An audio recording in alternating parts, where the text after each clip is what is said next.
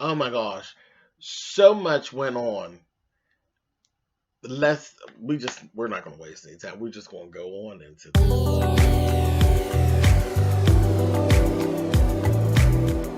And I'm like, come on through, Cookie. I want to pull my soapbox. That's basically it. Let's talk about drag and all its forms.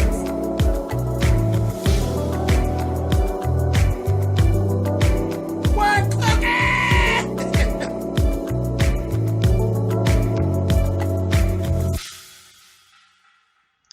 Hey guys, thanks so much for clicking on the video. This is my review for American Horror Story 1984. This is season 9. This is episode 5. Episode 5, sorry. So we start right in,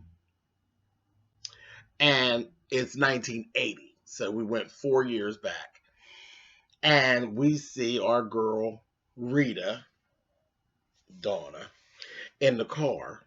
And she's sitting there and looking all cute. And I said, look at Rita. So she's sitting out there. And so who's this guy? She following some guy. And he done got up and getting out the car with some broad. And I said, oh, here we go. Well, she goes and does the whole child. Listen, I said, girl, that's 70s, honey. Use a credit card to get into the door. I read it something, honey. But she worked up in there. We find out it's not her boyfriend that she's looking at. It's her father that she's actually following. And there's like liquor and glasses on the table. And they're in the room. And you're hearing this, and it's a banging around. So he in there getting down, honey. So she's like, Dad, I'm gonna bust this door down, whatever. She said, y'all get y'all stuff because I'm coming in. So she ends up busting in the room. She busted the room, honey, and the woman is literally stretched out on the bed, all stabbed up, blood everywhere. Everywhere. I'm like, girl, you better than me. Because she actually went into the room. Who? Baby. When I tell you I'd have been cutting a beeline right back out the way I came, she goes in and you see like pictures and photos on the wall. It's giving very 80s serial killer shit going down in this room. And she's standing there, and then the woman gasps for air, and she's like, oh my gosh, she wasn't dead yet. So she comes around. And she's like, she says, I got to press on it to stop the bleeding, this, that, and the other. And the girl is looking like, I said, oh, shit, honey. And here it is. It's her dad standing behind her, baby, with this butcher knife, honey. And he gets to telling his story and telling her, I never wanted you to see this part of me. And this, that, thing, and the other. He's like, I just have a craving and blah, blah, blah, blah. And she's telling him, I'm a scientist, this, that, and the other. I'm a doctor. I'm a psychiatrist, Daddy. I can help you. I can help you to figure out what this is, and I can cure you from this. And he's like, I didn't ever want you to see this about me and this, that, thing, and the other. And then he was like, no. And he took the knife and stabbed himself in the neck. Because she had told him to put the knife down and everything. And I was like, I know he's not going to kill her. So he stabbed himself in the neck. I was like, oh, God. So that's the background story on Rita. That's why Rita / Donna, she is so enamored with serial killers, and why they do it, because her father was actually a serial killer. She thought her father was stepping out on her. Well, he was stepping out on her, but he was killing bitches. So I'm mess. I said, oh my gosh. And that was so weird. I mean, and it is so weird to see.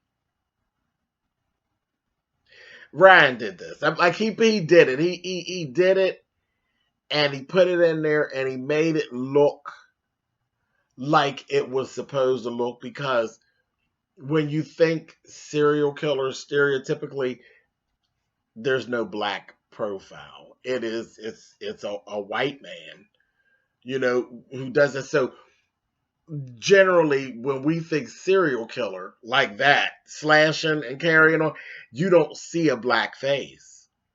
You know what I mean? So the depiction that was actually done here was done very well because he very much looked just, I mean, he fit the profile. He just happened to be black. And I was like, okay, Ryan, you did that.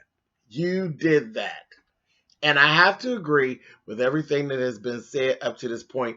When I was reading about this, when I wasn't going to watch the season and all that stuff, and you all know I love my Miss Candy, and she's one of the big reasons that I am watching. He said that she was going to be playing a groundbreaking role, and he has not disappointed. There's a lot of barriers that have actually been broken, as goes with horror movies and African American people. And generally, when we are in a movie, child, we always get killed first. It's never, it just kind of is what it is. But he has actually fused African Americans into the storyline and made it believable where it doesn't look so cookie cutter. And that's the other thing. When you see horror movies in the past and they try to do it and put black castmates, they just look like they ain't got no business being there. And this has not been the case with Ray nor with Donna, aka Rita. They have actually fit into the cast, and the storyline, it's not falling out for me. It really, we have fit in, and it should scare it. They look just as creepy as everybody else. So very good job there. Anyway, okay, so I went on a tangent. Anyway, let's go. So let's go back to 1984. So we got Miss Dee Dee, because that's what her daddy called her, Dee Dee. She's standing there, baby, and she's in front of Ramirez. And I'm like, oh my God, is he going to kill her? Nope. Nope. He told her, you weren't studying evil. You weren't studying evil. You're real evil yourself. You were studying yourself. You are what you are. And then he disappears and her father shows up. And her father's telling her, it's all in you. Just go ahead and follow into my footsteps, Dee Dee. Because when Ramirez called her Dee Dee, she said, how do you know? My dad, only person called me that is my dad. He said, honey, Satan told me. She said, you were levitating and all. He said, no, you were seeing me be reborn. I got killed, and you were seeing me be reborn by the dark son, honey. And I was like, oh, God. So he was telling her, he was like, you might as well just go on and give in to it. I said, oh. Okay, here we go. So she's out there in the woods, honey. So let's go back over to the car, honey. Listen. Xavier's going off. He then came up with this idea that, listen, we need to burn all these damn woods down. Just burn it all to the ground. Let's just burn it down. And he's like, because Margaret was like, we can't, before that, wait, I'm getting mixed up. Margaret came up behind him because he had a stick. He had put a stick in the car fire and was trying to start burning. They were like, no. Margaret came up behind him and hit him in the head with the gun and knocked him out. And then she was telling them, no, child, these woods, there's no way we could just walk out of these woods. These woods are like a puzzle, and we'll just be finding ourselves walking in circles. No, Margaret, because we all know you know your way around the woods with your killing ass. But anyway, so they were like, okay. So like, let's get him and let's go to a cabin. So they get into the cabin. Margaret's going on about her way. She was supposed to be going to do, what was she supposed to do? Oh, no. Margaret, they all go to the cabin. Margaret says there's a boat. And we can get over to, I can take the boat over to the other side. I said, oh, that's Camp Crystal Lake for you, honey. We go over to the other side, and then we can get some help. And Montana tells Chet to go with Margaret. And I guess Chet knew in his gut, it just didn't seem right to go with Margaret, because Margaret is a whole weirdo, okay? And his face kept saying, But he's like, okay, all right. And the more I look at Chet, Chet's very cute. He's cute as he can be. But he is like, go with this bitch. Sure enough, her and Brooke are going to stay there together. Because you know she got plans to kill Brooke. But before she could get to, if she's getting the knives together so she can go get Miss Brooke, honey, before she even get a chance, Brooke look out the window and sees Ray out there walking around like a goofball. And she's like, I just seen Ray out there. So she's like, I'm going out here and see. So Montana's like, I said, child, that's some just satire right there. But she went out there and she's talking to Ray. Ray is completely confused. He doesn't remember. He remembers like getting on the bike, but he don't remember his head being chopped off, child. So I'm like, Lord have mercy, just a whole mess. So let's go chat Margaret. Chat Margaret, they in the boat. She gets talking to him. And she's just talking crazy. And he's like, what are you doing? You talking? Next thing you know, she just took and just start bashing him. Because remember, he's all injured anyway. His arm and stuff. All must. She just started bashing him in the face with a oar. With the oar for the boat. Just bashing him in the face. And he's like leaned back. And then him and her is going back and forth. And she's leaning over there trying to cut his ear. I said, oh my God, she's a hot mess. And you know they keep on going, and she ends up cutting his ear off and throwing him on in the water. Now I was like, well, I don't know, that was too easy of a kill because he's so physically fit, even with the shoulder being messed up. Ain't nothing wrong with his legs, but whatever. Okay, so she threw him in the water, so I guess we'll just take the Chet is dead. She got his ear. And because she kept telling him about going to Jesus and all of this stuff. Child, just you know her. Mess. So listen. Brooke and Ray sitting over there, honey. And they end up like talking. And then they end up kissing. And she's talking about how she hasn't lived life and this, that, thing, and the other. But they end up kissing, and the next thing you know, he's like, why'd you do that? And she's like, because I wanted to. I don't want to go die. I don't think we're going to make it out of here. I don't think any of us are going to make it through the night. And I don't want to live, die without ever living. So the next thing you know, baby, they done bumped uglies. They out there doing it. I said, wait a minute. So y'all are out here. You got Jingles running around, or, Jingles running around. You got Ramirez running around, and then multiple other killers you don't even realize because everybody pretty much is a killer. And y'all getting down. I said, okay. All right. So they get down, and then she's like, how you feel? And then this is when we found out that she was actually a virgin. She literally just gave her virginity up to a ghost because Ray is dead as hell. So she just gave her virginity up to a ghost. So she really is not. She's still a virgin, honey. But Ray was like, I popped your cherry. No, Ray, because you're dead, honey. But anyway, she said, I'm thirsty. So she goes to the refrigerator, baby, and Ray's head is in the refrigerator. And she's like, oh my God. And he comes over and he's like, is that my head in there? She's like, yeah, what are you, honey? And he looking at her. She runs off. By this time, Xavier is over at the daggone Xavier's over at the cabin, him and Montana. Rita comes in, and then they get to talking. And the next thing you know, he blames Rita for him being uncle. When she tells the story, she's like, I'm the one that brought Jingles here, this, that, thing, and the other. I'm so sorry. It's not my fault. He was like, it's your fault. You're the reason that I'll never be on the cover of Jet. I said, not the Jet. Or was it the TV guide? It was one. Maybe it was the TV guy. Either one, it was just stupid. And he just attacked her. So he's chasing her. They ran out of there. He's chasing Rita through the woods with the knife. Now he wants to kill Rita. I said, kind of foolishness is this? Wait a minute. So before that, before Rita got there, Rita then ran into Jingles.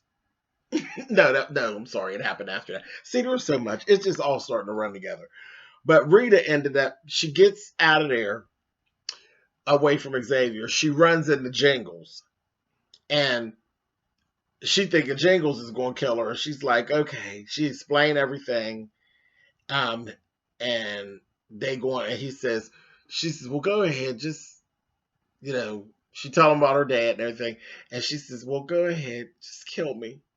Because some of her evil side, blah, blah, blah. She's like, just go ahead and kill me. He was like, no. Nope. He said, I'm not doing it.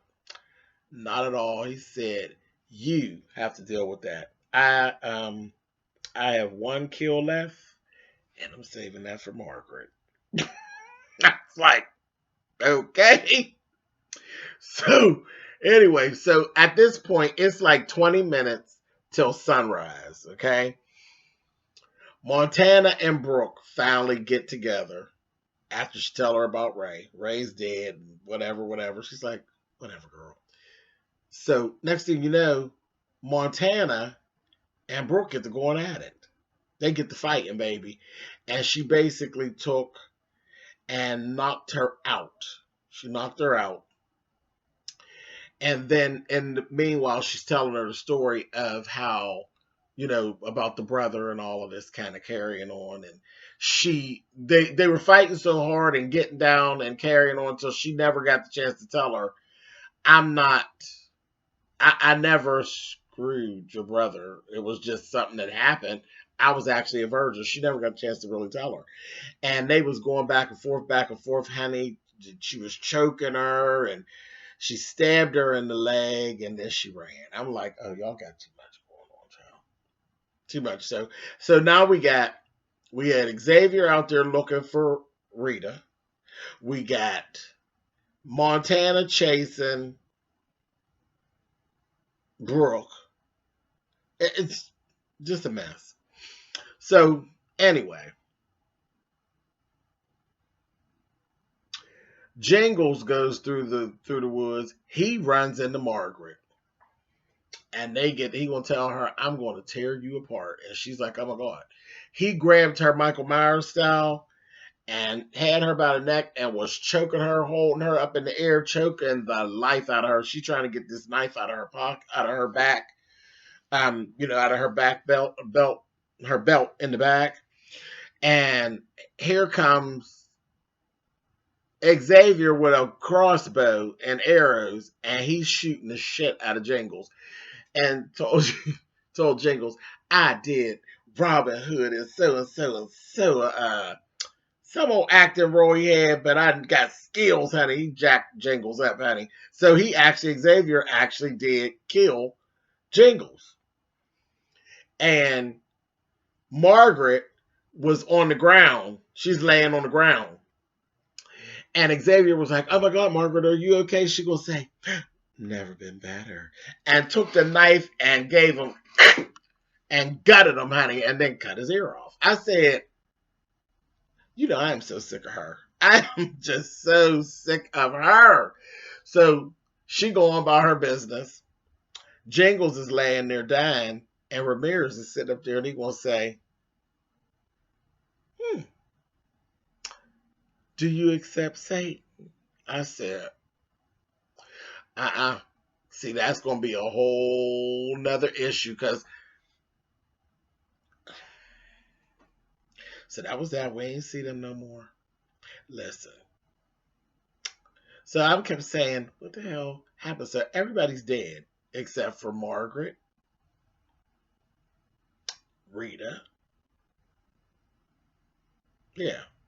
Margaret, Rita, and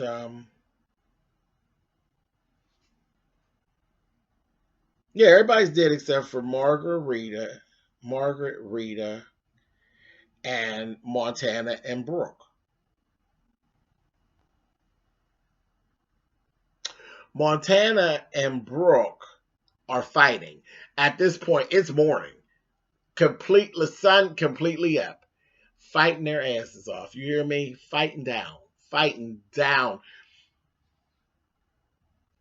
I'm like, okay. They out there fighting down, getting it.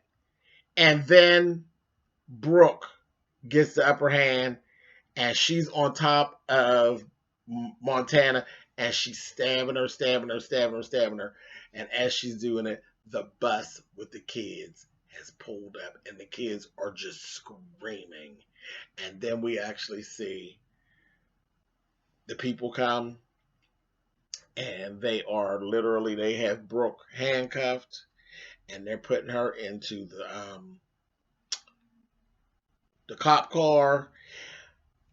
Margaret's standing behind the shed. She's going to stab herself in the leg real quick and then come on out and say, oh my God, oh yes, she was killing everybody. I said, oh no. So she's going on. They getting her, taking her on the way. Ray walks up, and a medic goes to take his pulse. She's going to take his blood pressure. There ain't nothing coming up. She puts him on in the paramedic, and she's hurrying off with him. And she's driving, and as she goes to drive, as soon as she goes through the sign, and the Camp Redwood sign, and she going up the road, and he laying on the ground. It just like the truck just went without him, and he just kind of just like fell out the truck, and he was laying on the ground. He can't leave the campgrounds. He's stuck there. And by this time, we end up seeing the hiker again. So we got Ray, Montana, and we see Montana. We got Ray, Montana, and the hiker. They're all stuck at the camp. They're all dead, and they can't leave the campground. I'm like, okay, I don't know what the hell happened to Rita. So I guess Rita must be in one of the cop cars, too. Because I don't remember seeing Rita again. Yeah, I don't remember seeing Rita again. So Rita didn't get killed. I don't remember seeing Rita again. So, also we got, leaving there, Rita? Or did Rita just disappear? Maybe she just disappeared into the woods or whatever. But I never saw Rita again. I don't remember seeing Rita again. Brooke's going to jail. Or to, she's going to a psych ward. She ain't going to jail. She's going to a psych ward. And then there's this cop. And the cop is standing there, and Montana comes up and grabs his gun off of him and then tells him how much. She says, would I get life if I shot you right now? He going to say, yes, you would. Now, come on and give me the gun. She blew his head off. And she going to say, okay. Blew his head off. And then the next thing you know, he was, because his cop car had gotten stolen. And I said, well, who the hell stole his car? And you see the car go on through the Redwood sign and on up the road, and you see them, it's going toward, going toward California. It's just like 166 miles to California. And you look up, and guess who's in the front of the car? Ramirez and Jingles that stole the cop car. Now, I don't understand how the two of them, because they actually had sold their souls to Satan. So I guess that's how they were able to leave the campground. But the rest of them three were stuck at the campground. Everybody else, I guess, Birdie, all of them, stuck at the campground. But the only ones you actually saw was Montana, Ray, and the hiker. And they were all cleaned up too. Like they were all cleaned up, but other people could see them. It's weird. But so that was that. And I'm like, all right, so where are we going to go from here? I'm really, I don't know. It was so much that went on, but I don't know where they're going. Well, I guess Ramirez and Jingles are getting ready to go on into California and have a hell of a killing spree, I guess, because they can't be killed now. So I don't know. This is gonna get. I guess we get ready to go into the American Horror Story Ryan Murphy style now. At this point, we leave in the woods, so I'm kind of glad about that. Let's see how long we stay out of the woods. We'll see. I don't know. I'm confused at this point. I don't even have any predictions. I don't know. And I know I didn't just miss that. I don't know what the hell happened to Rita or Dee Dee. So that's, yeah. I don't know, y'all. We'll see. I'll be watching next week. I'm too nosy not to watch. I'll be watching next week. Interesting, interesting. But this was funny. This was like by far, I still think the best kill so far is Ray getting his head cut off. But this was, I think, the most entertaining episode because it was just like spinning. It was so much going on. It was a hot mess. Anyway, I'll catch y'all next week. Later.